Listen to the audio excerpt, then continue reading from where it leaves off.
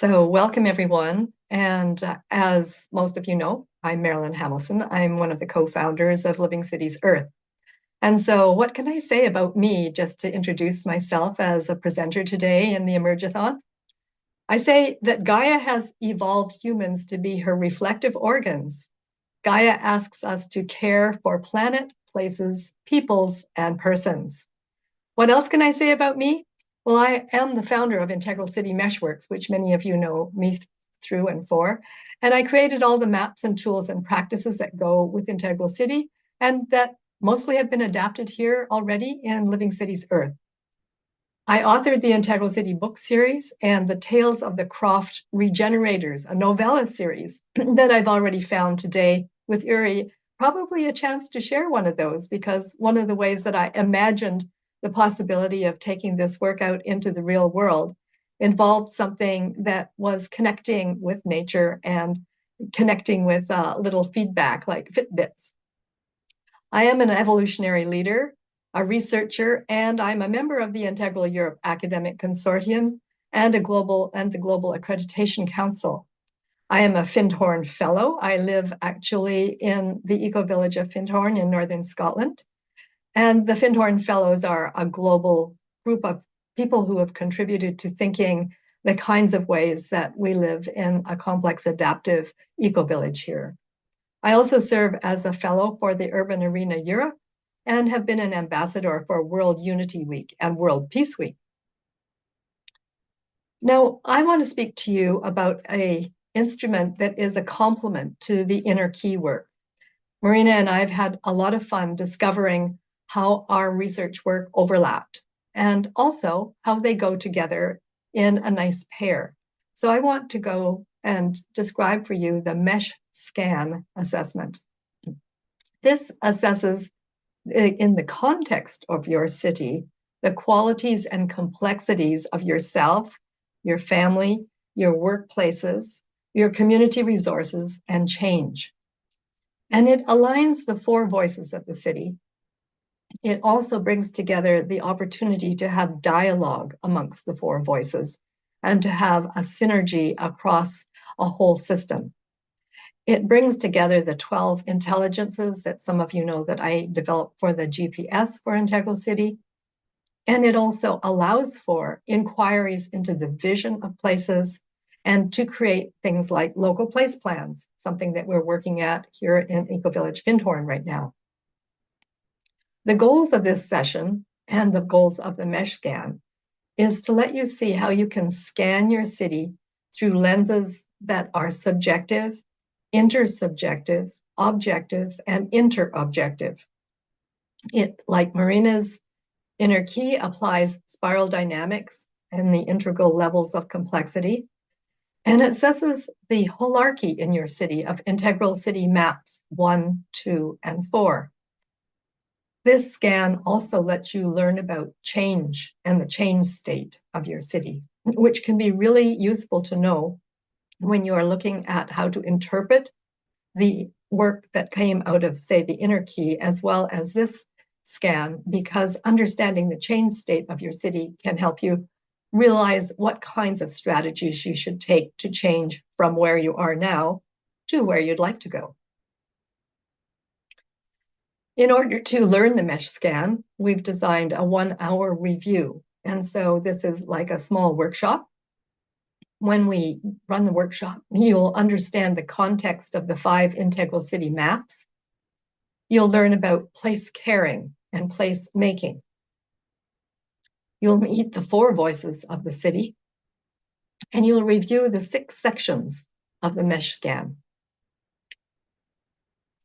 Thinking about the target audiences for the MeshSCAN, I would say all of our co-founders in Living Cities Earth are target audience candidates, as well as what I would consider to be the spheres of influence in your city.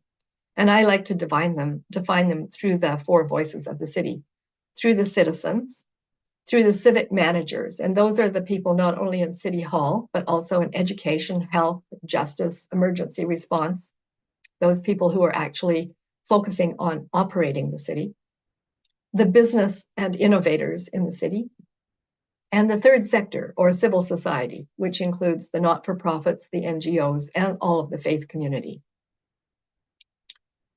What would be the outcomes and measurement tools that would be accomplished in taking the course and in using the MeshSCAN? Well, you would complete it, and you would learn the spheres of influence in your life, and you would see the nested hierarchy of people, of organizations, and communities in your city.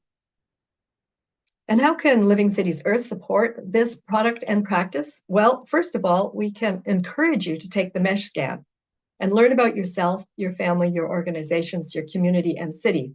If you do that, you will not only find out about that information for you personally, but we would like to create a proto-city across Living Cities Earth.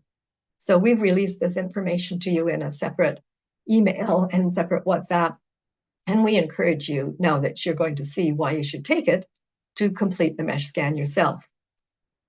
The other ways that LCE can support the product is to learn the holistic framework for cities. So the MeshSCAN builds on the subjective and intersubjective work that Marina has told us about and adds in the objective and interobjective assessments in the city, as well as giving us the hierarchy of the nested organizations and individuals in the city. As I mentioned, the other way that LCE can support this product is to consider that a change state in the city helps us design city change programs. So I've been able to sit in on many of our sessions already today for the Emergathon, and I can see how I would choose to integrate them with various opportunities to work with cities. But one of the things I'd like to know is, what is the change state of the city? So what would be an appropriate way to make the design? So I mentioned that the MeshSCAN is built on the maps of Integral City. So there's actually 5 maps of the city, and I know with this screen it's difficult to be able to see the details of them. But in fact, when we do our next session in Emergathon, we will concentrate on some of these maps in a little bit more detail. So the MeshSCAN, though, actually elucidates the information about all of these maps. So map 1 allows us to focus on the integral quadrants and the 8 levels of complexity. And it also considers the evolutionary impulse, which is the intelligence that drives the whole way of thinking about an integral city.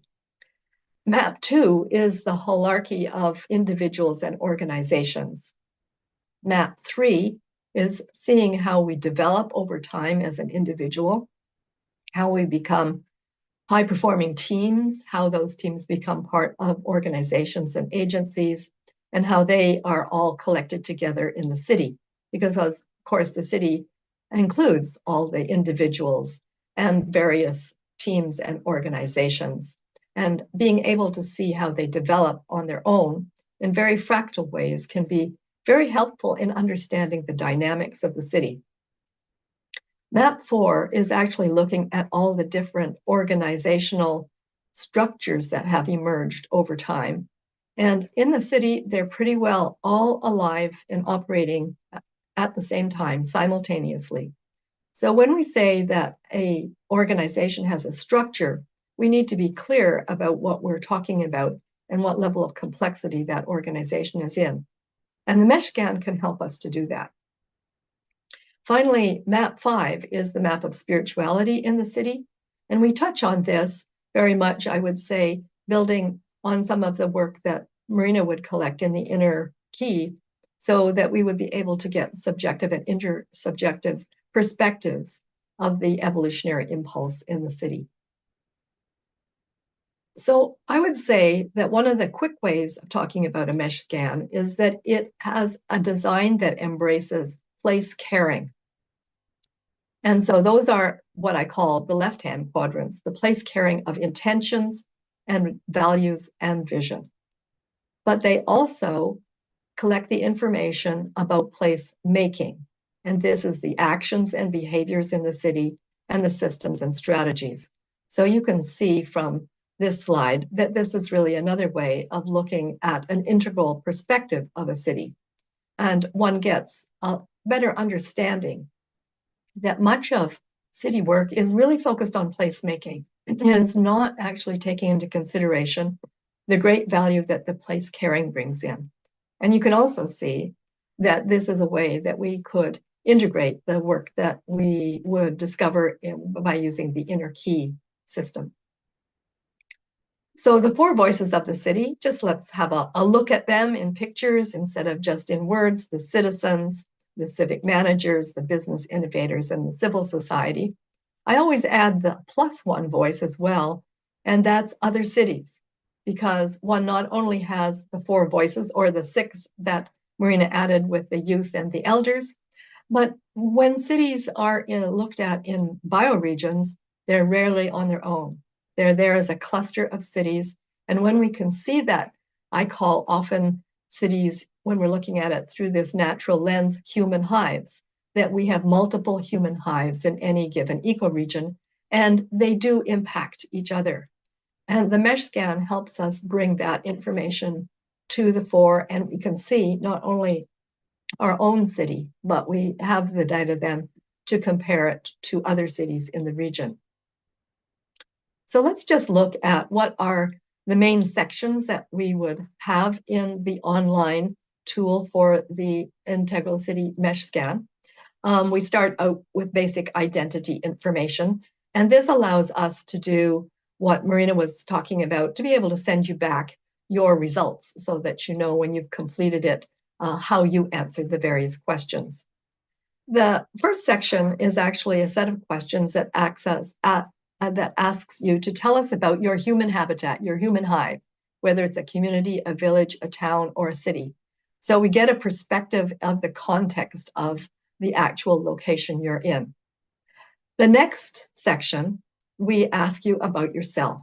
So we collect some information that would include the basic demographics that allow us to understand individuals, and then as we aggregate the information, see the kinds of demography that we would be looking at in a particular city, or as we're trying to look at for LCE, a proto-city. So after yourself, then we want to know about your family, because it's very interesting when you look at family and households, how the decisions that we make as individuals, and then when we jump further into other organizations and workplaces, are impacted by our family. Our families are always making decisions, and they are impacting both ourselves as individuals and how we take ourselves forward into the city's life of organizations and neighborhoods. So from families, then we jump into the work or activity place, because not everybody calls it work these days, and some people who would consider their volunteering is not about paid work, but activity. We then ask you questions to tell us about the kinds of structures that you're working in, whether that suits you. And as I pointed out when we were looking at map 4, are those structures where you would prefer to work?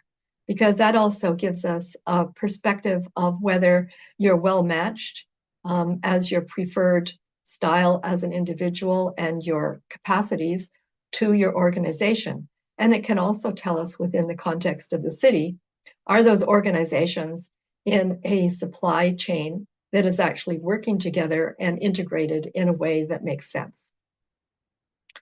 From the workplaces, then we come to our community neighborhoods. And I kind of like the image that I chose to illustrate this one, because, you know, we're talking about cities that are global. So it is not always that our neighborhoods are just tracts of housing or the kinds of North American long streets that have just malls in front of them. But we might have something as joyous and expressive as this African city that's illustrated here. And this is the kind of thing that we're looking for to find out about your neighborhood, to find out about the energies that are created there as you develop in relationship. And finally, well, I said that the MeshSCAN looks at change, and we look at both the city culture and the city change. And this helps us to know, have we got a city of people who like to have change that is radical? Maybe they don't even have any choice these days, because these days, as both Marina and Uri have mentioned on our the emergathon so far, some of our cities are not at peace. Some of them are at war. But we might also have cultures of cities where they really would prefer that things to stay very much the same, stay stable, and don't like change and fast pace at all. So disclosing how our city cultures and change are alive and either well or intention gives us a very good view to provide a context for all the other data that we've collected in the MeshSCAN. So that's what's included in your MeshSCAN. There's, I think, 7 sections all together there, from the introduction down to the final piece here. And when you submit all that information, you will send it into a document that, if you gave us your email, will go back to you, and that will go into an aggregated view of the city. The MeshSCAN is, as the one I just described, a tool that probably takes maybe a half an hour to complete on your own. I also have other versions of the tool that I call MeshSCAN Lite, where I'm looking at the ways that we measure a good life in the community. So these are like a subset of the questions in the full MeshSCAN version. So we measure a good life or happiness. We ask for what works well for different reasons. We ask for the ways that communities are viewed and are working well or not. And we also ask, as a researcher, if you had the opportunity to be mayor or leader for the day in your community, what's one thing that you would do? And that gives us an idea of the dreams that we're looking for in our city. And the last question is actually asking you to describe yourself in a way that allows us to see the ways that you think. So we ask you to choose 3 descriptions. And this is always very interesting. I have done it here at the Eco Village Findhorn, and one of the people who got the results said the most interesting thing about the whole MeshSCAN wasn't any of the other data, it was the profile that we could see of the community. So I wanted to just show you some of the ways that our data can be scanned out and analyzed into various graphs and charts, and how these can be compared from one to another. So in this set of different respondents, I've got some thought leaders here from school interns, and a set of random responses from 250 individuals.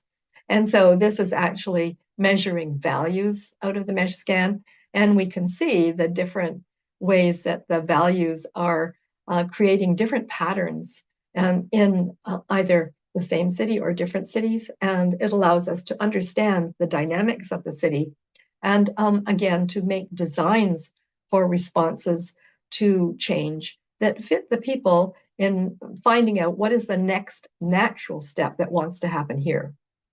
One of the things I learned also was that when you ask for the responses in these surveys in one language, they don't necessarily translate automatically when you translate that language. It's really, I think, more effective to actually get the tool translated into the actual language that the people are responding in. So this example I have on the right side of the screen came from a small city I lived in Canada, but it had a very large Punjabi population. And so I asked the city hall, it's very interesting you collect data on recreation and entertainment. We would like to sort of put our tool in along with that. So how many languages do you collect this information in? And they kind of looked at me in a very shocked way and said, well, we only collect it in English. And so I think after I asked that question, they did start to collect their assessments in different languages, which I have tried to do. And this also is another way of reaching out into the community. So you may choose to collect data that isn't online so that you can actually engage people from different neighborhoods and different populations in your city. Here's another analysis that I rather like that goes back to that 4-quadrant look at the city. So here's an example of how you might be looking at the ways that people are happy in the upper left-hand quadrant, whether they care for each other in the lower left-hand quadrant, whether people are actually behaving and acting in healthy ways, and whether they have jobs and systems that work well. So this is, again, another way of presenting the data that often people look at in surprise and see that they're not all exactly measured the same way. And it gives them another look at the city, which no doubt the inner key would give very specific data showing us some responses that would relate to these different quadrants. Another way that I like to present the data is the questions that I ask on that light mesh scan is to show the strengths of the city. So that would be the blue lines here, measured against their values. What's blocking the city, measured against their values, that's the big X's. And what would improve the city, which are the green triangles of change. And this shows against the different aspects or values in the city, the tensions that exist at each of the different levels of complexity and different aspects of values. Finally, the last slide that I have here is to show you a whole city alignment process that happens when you do a mesh scan and an inner key assessment to start with. You can map out what I would call the engaging visions, the purposes, the actions, the values, the structures in your data. You can look for an early win in your city. One of the cities I worked with chose a cross-city trail, and that meant that they all had to work together with all four voices in all aspects and neighborhoods of the city to be able to accomplish that. And then when I work with cities, I'm always looking across strategic themes of things like economy, the community, health, environment, education, and culture, which we often cluster together in theme groups. So this way of starting to work with a city is creating value. When we want to take those values and translate them into value realization to manifest the changes, that's where we can take them to the four voices of the city and find out actions that they're willing to take. So stakeholders of various different departments of the city or the voices of the city might work on things like water or working to promote the health, developing something like perhaps donut economics in the economy, supporting families and youth through their not-for-profits. Value realization can also translate into key success factors and also show you how to actually grow the leadership of the four voices of your city. So this is an overview of what can happen as a result of taking the mesh scan, developing a strategy, and really applying it and working it. How long can this take? Well, if you look across the years that I have across the bottom of this slide, they could start it this year, and the realization could start immediately, but it can also move forward into 2, 3, 4, 5, 6 years, and even 10 years. I've given proposals to cities. But the main thing that this allows them to do is to keep track of why they're changing, how they're changing, and changing from what to what. So there's my slides and my presentation about the MeshSCAN, and it's now a few minutes available to ask any questions that you might want.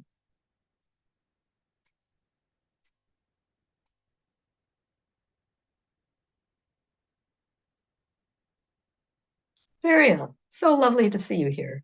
Thank you, Marilyn. So I don't have a question. I actually just have an observation. And that is just to also say thank you so much for this beautiful presentation. And it gives us so much insight into how we can include this into things like our kind of city certification, our kind of program for mayors, and lots of leadership development tools that we're busy working on. So I just want to say thank you because it was really great to see all of the intricacies of what it offers. Thank you, Fariel. I'm glad you could see that. Any other questions?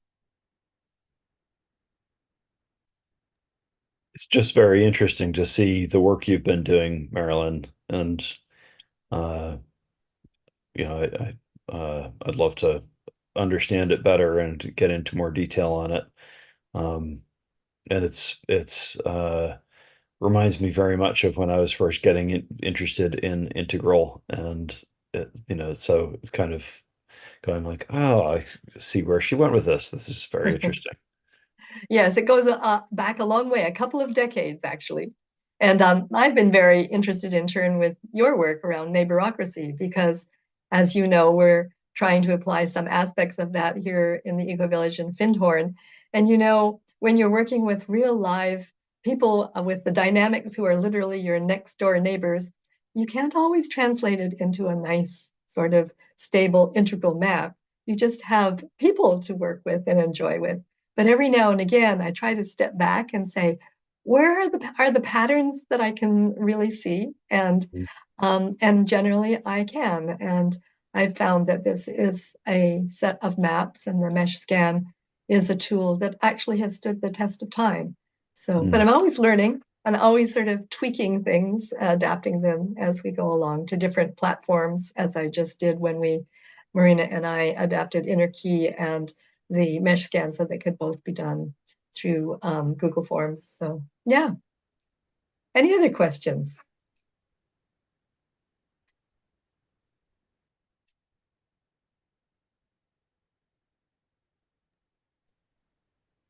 I would like to remind all of us that we have launched these two questionnaires with Marilyn in order to use these tools and these instruments to understand ourselves as the LCE community.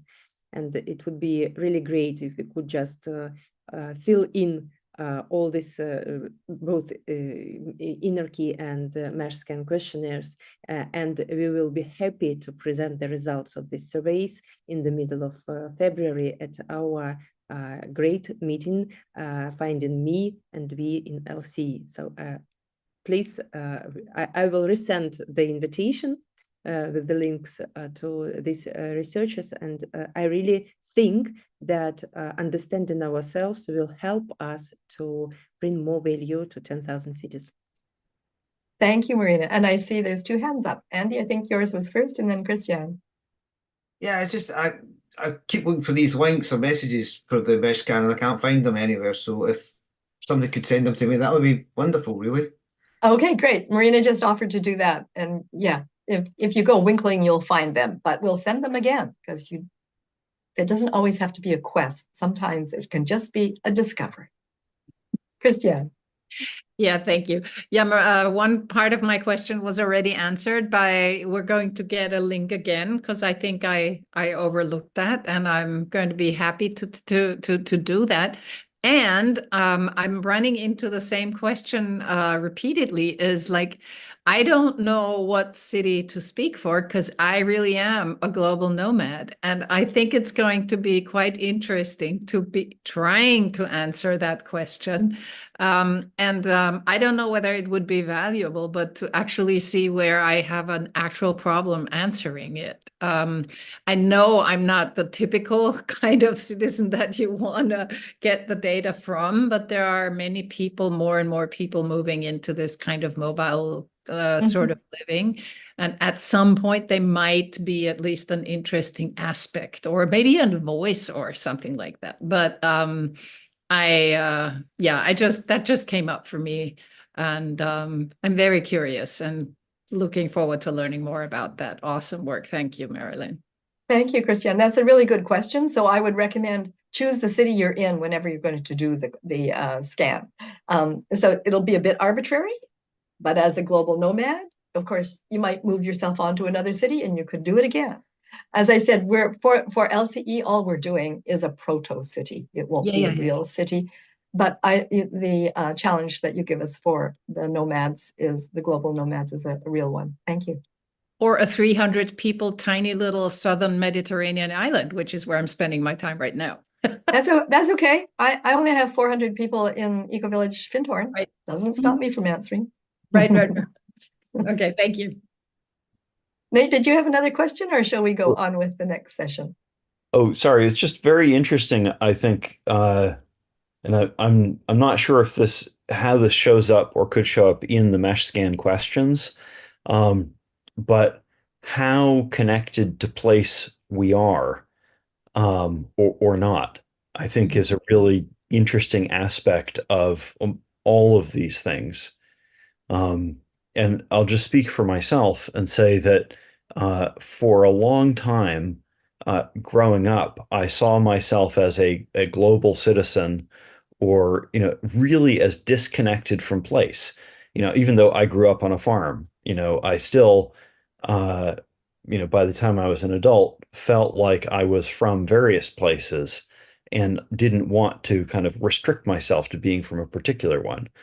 And uh, and that's been changing for me over the recent years. Um, but it's like but it's something that I'm really reflecting on now, is that difficulty of being rooted, or being willing to be rooted. I don't know, yeah, I don't know if that shows up in the questions we have, or Well, what. you might be giving us a good segue for our next session. Okay, So, wonderful.